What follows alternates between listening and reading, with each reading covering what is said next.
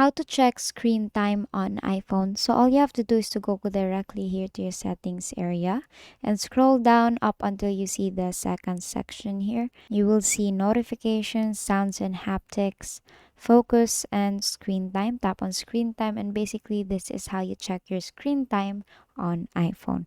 And here you will see your daily average time, and as you can see I've been spending 12 hours and 25 minutes to my phone, and that's actually the daily average that I spend my time. So here you will see my activity, your activity here, and here it will actually let you know what is your most used application here. And here you will see your downtime, so you can schedule time away from the screen.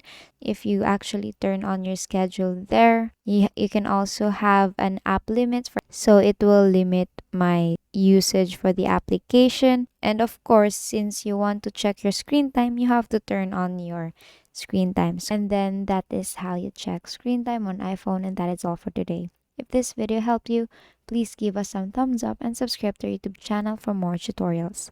Thank you for watching.